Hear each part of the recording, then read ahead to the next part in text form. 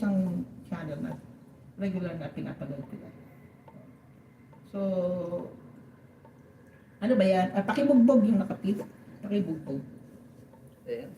So going back dun sa palaro, is sabi ko yung lahat ng mga nakikita ko sa premiere ko, hindi na yung nag-LC. Sila yung naglalaro eh. Sila yung, parang ano mo yun, nakakatuwa, naglalaro kayo, naghahabulan kayo, etc.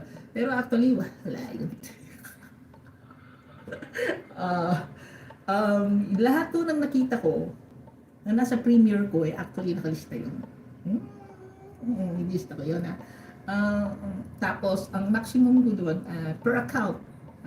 Hindi ko per person, per account. Kasi kung let's say si Abby, ilan ba account ni Abby na dinadala niya sa akin? Minsan di ba nandun si Abby Pakpak, Abby Gala, Abby the Explorer, saka yung isa na ayaw niya pasabi na siya pala yun. Pero I think alam na ng lahat, diba? Alam na, si Mercy yun. Hindi ko yun si Mercy. So binibigyan ko ng 2 entries, maximum 2 entries. Alam niyo yung bingo, there are 75 numbers.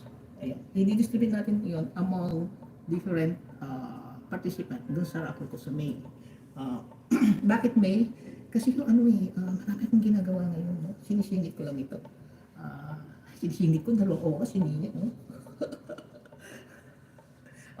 Pagkatapos nito, busy na ako hanggang sa gabi. Busy na ako. So, maximum na 2 entries para hindi naman mag-dominate. Pero kung meron kang 3 accounts na ipinasok mo sa premiere ko, premiere ang pinag-usapan dito, hindi live. Sa premiere ko, ako po yung nagpi-premiere every other day. Hindi lang every day nga may premiere ako eh. Kasi after this, wala akong premiere, papublish ko lang yung highlights ko. Pero tomorrow, wala akong premiere na regular video. Meron akong premiere right after my live. Yun yung instant premiere ng highlights ko. Ayan, alam niyo na. Lahat ng nakita ko doon, kasama ko yun, qualifiers ko yun, para sa aking may raffle. 2 entries per account. So, let's say, ipinasok mo lahat ng account mo sa premiere ko at nakita ko yun, bibigyan kita automatic na 2 entries. 2 entries agad. So, 75 lang. 75. So far, wala pa yata 10. Yung nakikita ko na doon. Anyway, nilinis ko yung pati. Nilinis ko yung aking list. So ba kailangan kasi kurutin si host para yaw-yaw.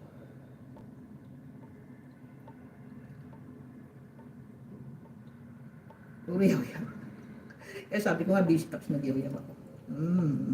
Inaano ko lang, inaalis ko yung boses, pause ko. Kasi pag hindi ako nagsalita at nagsalita uli ako, ang pangit ko ng boses ko, pause na pause. Ngayon kapag, kung saan ang pinag-iinit ko lang yung lalamunan ko. Kasi mamaya may call ako.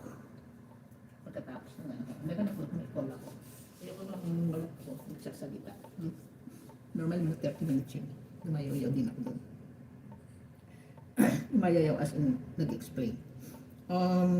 So yun, ibibigay ko yun. At yung numbers na yun, so yung ilalagay sa tamboyolo is based on your assigned numbers.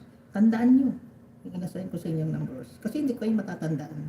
Once na binulot ko yun, I have no idea kung sino yun. Pag nabulot ko yung 75, hindi ko nung matatandaan kung kanino ko binigay yung 75, di ba? Pero gagawa ko ng master list kung kanina yung galing. After lang ko nung raffle, doon ko lang malalaman kung sino-sino yun. But kayo, you should know. Kayo yun, in-assign ko sa inyo. So, bandayan lang yun sa community ko, post ko, di ba? Ibang post ko sa community, maganda rin naman. So yun lang, after this, napanoorin ko yung nakalink, nakasabi, at inumute ko na kayo. Dahil nag-yaw na ako for the last 30 minutes. Hindi lang. 40 minutes na. Almost 40 minutes ako nag-yaw. So, diyan lang kayo. Entertaining yung sarili nyo. Unless na-entertain kayo na makinig sa pinagsasabi ko dito. Tapos ko nang tatawa sa Ginsky, bakit kaya si Viper? Si Viper. So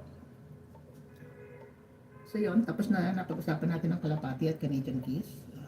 Pinag-usapan natin ang premiere ko at pinag-usapan natin ang raffle. Okay? So, mamaya, baka meron pa tayong topic. So, i-mute ko na ito. At,